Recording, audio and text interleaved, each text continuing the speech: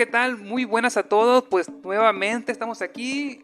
Hemos tenido muy buenas pláticas con Vicente Martínez acerca de todo esto de lo que es la lucha libre. Pero el día de hoy vamos a entrar en un tema un poquito, no un poquito, es un tema polémico, es un tema a veces difícil de poder tratar, pero que es algo muy, muy importante. Como usted dice, verlo desde el punto de vista de un promotor es muy diferente a lo que puede hacer algún aficionado, pero vamos a hablar acerca de los personajes que se crean dentro de la lucha libre. En especial, por ejemplo, muchos sabemos que Antonio Peña fue el creador de muchos personajes, pero desde su punto de vista, todos estos conflictos que se crean acerca de los personajes que se crearon, ¿cómo lo ve usted? Híjole, fantasma, pues ahora sí que me vas a aventar a las patas de los caballos, ¿no? Pero, caray. Es un tema que se ha vuelto muy conflictivo, ¿no? Y mi punto de vista es algo que lo voy a dar, pero es muy personal, sin ánimo de crear conflicto con nadie. Yo respeto a todo el mundo, a luchadores, a promotores, a creativos, a todo el mundo, ¿no? Pero hay cosas donde también tiene que ver mucho la cuestión moral, ¿no? El promotor, el empresario, el creativo, son personas un poquito incomprendidas por el público, por los masivos, por la gente, porque no ven su trabajo, pues, no se dan cuenta de lo que cuesta crear una empresa, crear un personaje, crear una función. Entonces, normalmente, muchas veces los mismos luchadores crean una mala imagen del promotor, a veces con razón, muchas veces sin razón.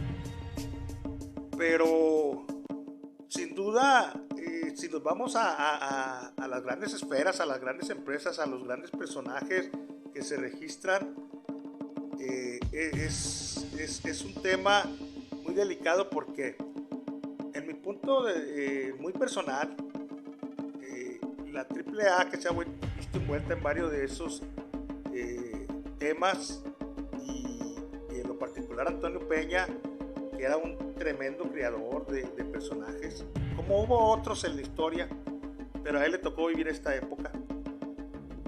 Mira, amigo fantasma, crear un personaje exitoso se requiere dos cosas: la persona que tiene la inventiva para hacerlo, para diseñarlo, para pensar cómo va a funcionar ese personaje, qué le va a dar a la gente. No es fácil. Y después hay que buscar al luchador que le va a dar vida, y que ese luchador proyecte lo que su creador del personaje está pensando que debe proyectar, ¿no? Entonces, las grandes empresas, en este caso la AAA, hay que pensar que no solo crearon los personajes, o los crean y van y los registran ante las instancias apropiadas, sino que además invierten para proyectar al personaje. Sin duda se ocupa un luchador que le dé vida a ese personaje y que lo proyecte. Cuando se logra conjugar las dos cosas, es cuando son el boom de los grandes personajes. Pero no tenemos que olvidar nunca que hay un creador de ese personaje y que tiene los derechos sobre ese personaje. Entonces, con el paso del tiempo, muchas veces el luchador se siente apropiado de ese personaje, y se le olvida que el dueño de ese personaje es otra persona. O sea, él cuando aceptó usar ese personaje, él sabía las circunstancias que lo rodeaban. Entonces, a mí en lo personal, cuando se trata de un personaje que alguien crió y lo registró ante las instancias necesarias, y aparte invirtió para proyectar y empujar ese personaje, le creó historia, le creó rivalidades, lo proyectó en televisión, pues ahí sí yo siento que no se vale por parte del luchador quererse apropiar del personaje, ¿no? Circunstancia diferente es cuando pues un luchador crea su propio personaje y de repente pues hay alguien que llega y se lo quiere quitar. Ahí tampoco estoy de acuerdo, pero hay casos muy particulares, muy sonados aquí en México, donde no necesariamente el luchador tiene la razón, o no necesariamente el empresario tiene la razón, ¿no?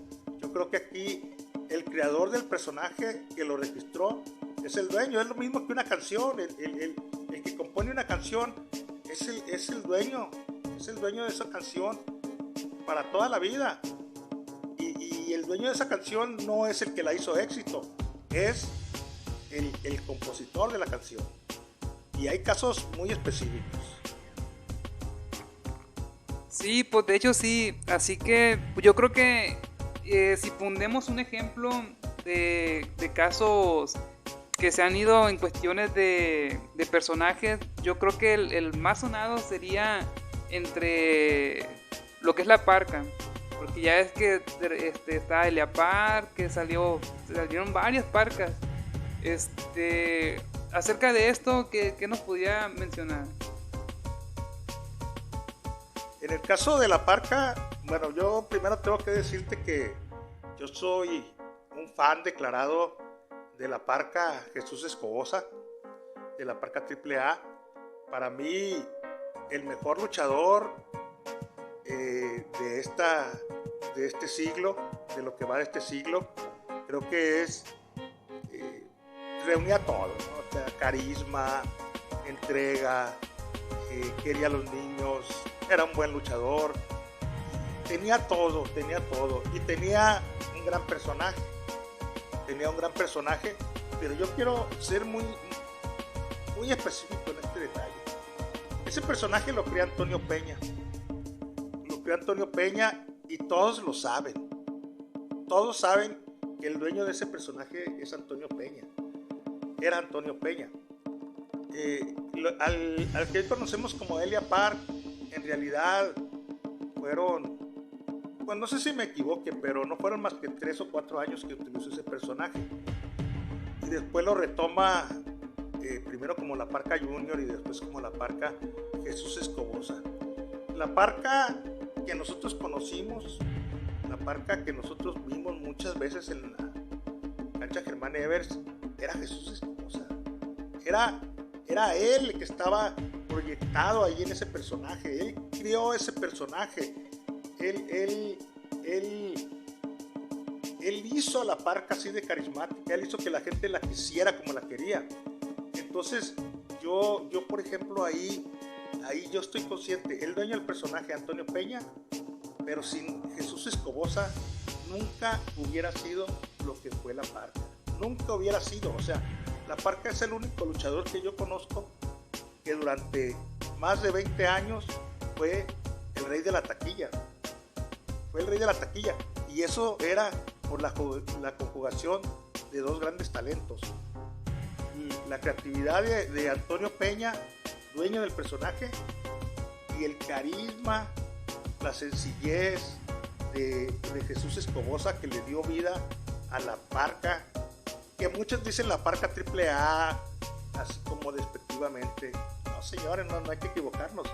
La Parca es Jesús Escobosa. Jesús Escobosa es el hombre que realmente le dio vida y hizo un ícono a la Parca. Yo creo que son temas muy delicados, porque hay muchas opiniones al respecto de los personajes, pero mis respetos para estas dos personas que crearon a la Parca de alguna manera. Y yo creo que yo nunca escuché a Jesús Escobosa decir que él era dueño del personaje de la Parca. Él siempre estuvo conscientísimo que el dueño era Antonio Peña, y yo nunca escuché decir a Antonio Peña que alguien pudiera haber sido un luchador mejor para representar a la Parca. Sí, pues de hecho sí, a veces a los aficionados nos cuesta trabajo reconocer eso que usted acaba de decir, porque no vemos el hecho de que hayan llevado de ser una parca ruda, no nomás cambiarlo a ser un luchador técnico, sino un luchador carismático, el luchador que toda la familia quería ir a verlo luchar. Y le digo, y a veces a nosotros hay aficionados que nos cuesta trabajo el aceptar eso, pues como que de repente sí es un poco celoso en ciertos aficionados este tipo de tema. Sí, pero aquí yo pienso que no hay mucha vuelta de hoja, mi fantasma. Yo mis respetos para Elia Parra, Adolfo Tapia, pero para mi gusto muy particular, y se vale opinar, todo el mundo puede opinar, Jesús Escobosa era otra cosa. Jesús Escobosa es un ícono de la lucha libre, la parca es un ícono de la lucha libre, como él lo crió, como él lo hizo, como él le llegó a la gente, no sé si va a haber otro igual que él. Yo aquí te diría algunas palabras que el mismo Jesús Escobosa nos comentó una vez a mí y a mi esposa cuando por alguna razón hablábamos del pasado, y él dijo, el pasado no va a regresar, pero va a haber tiempos mejores. Yo no sé si va a haber una mejor parca, yo no sé, o si existirán los planes de AAA darle vida de nuevo al personaje. Lo que sí sé es que Jesús Escobosa es un ícono de la lucha libre, y fue una época de la lucha libre inolvidable para muchísima gente, para muchísimo público, para todas estas generaciones que les tocó ver que tuvieron la fortuna de ver a la parca en vivo. Aquí en Mazatlán estoy seguro que hay generaciones que crecieron viendo a la parca y que es algo inolvidable para ellos. Sí, pues de hecho sí, se puede decir que hasta yo cuando fui niño también me tocó ver a la parca en la Germán Evers. Y como usted dice, pues sí, fue un imán de taquilla. Tal vez difícilmente hay quien lo pueda llevar a cabo ese mismo carisma. Y ahora en cuestiones, vamos a pasarnos a cuestiones locales. Los personajes que se hacen a nivel local aquí en Mazatlán, que se hacen a lo mejor para una historia, para un fin, acerca de esto, ¿qué nos puede comentar? Mira, son situaciones muy difíciles. Por ejemplo, aquí uno puede crear personajes como promotor, y la verdad uno está muy lejos de registrar los personajes, de reclamar la propiedad de los mismos. Estamos en otro nivel, pues. Pero aparte yo siempre he encontrado que los luchadores son muy reacios a tomar personajes pues que no son los que ellos piensan que les quedan a ellos, ¿verdad?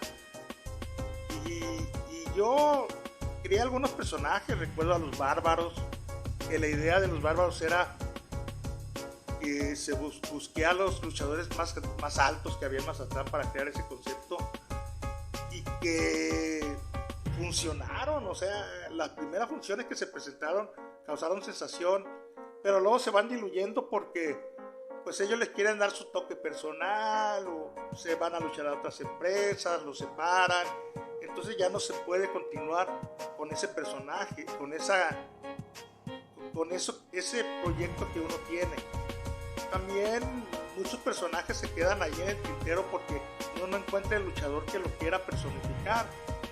Los muchachos de ahora son muy dados a ponerse nombres en idiomas extranjeros que tienen que ver con las cosas oscuras, con la lucha extrema, y es muy difícil hacerlos entender que muchas veces no es lo que quiere ver la gente, o que muchas veces ese personaje que ellos tienen no va con su característica como luchador, y tienen la idea de que uno les va a quitar después el personaje. No es así. O sea, la verdad es que yo por ejemplo he visto luchadores aquí en Mazatlán, me tocó ver que yo me daba cuenta que conectaban con la gente, y no eran necesariamente los grandes equipos. Yo recuerdo, por ejemplo, un Negro Cortés, un Sordomudo Magaña, que la gente los quería de verdad.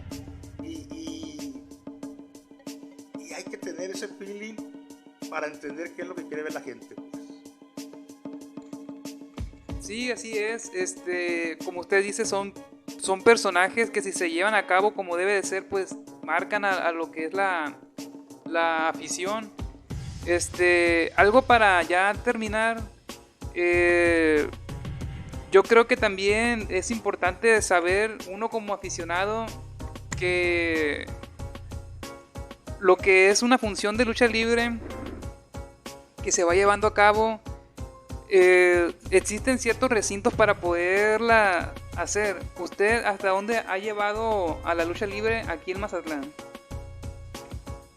Bueno, yo he tenido la fortuna de ir a todos los recintos que hay en Mazatlán, y también he tenido la suerte de hacer lucha libre en lugares donde otra persona ha hecho.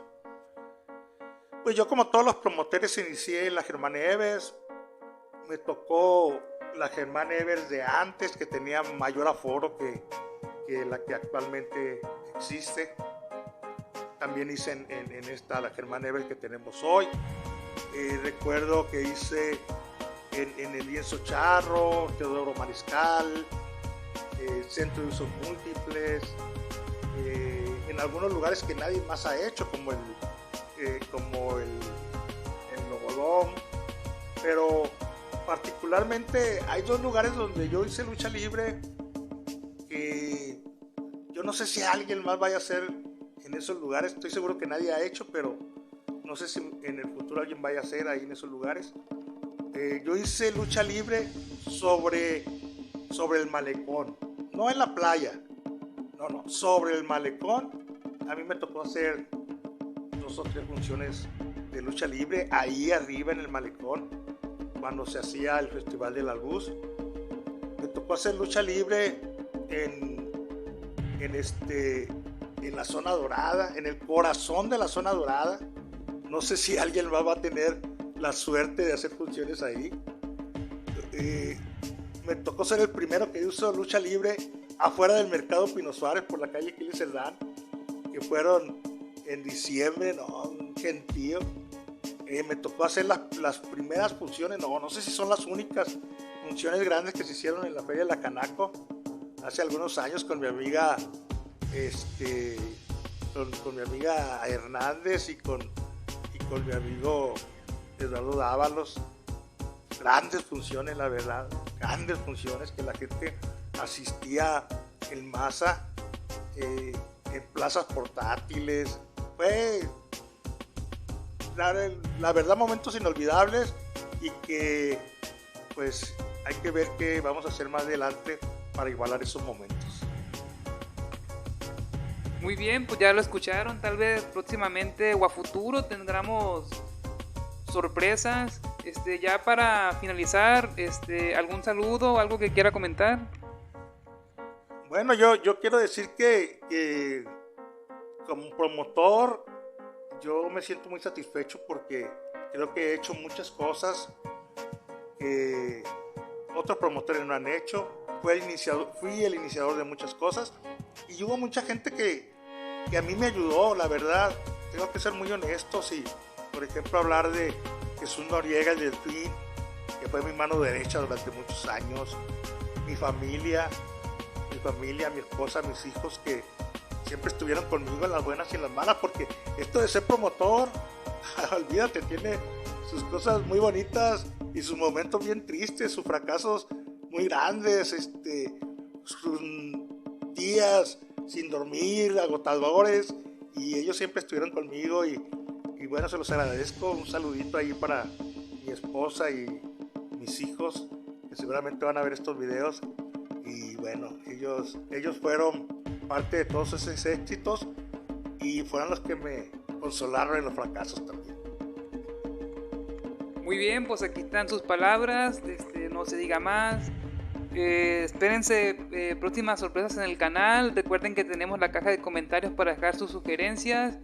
Y nos vemos muy próximamente en alguna otra historia.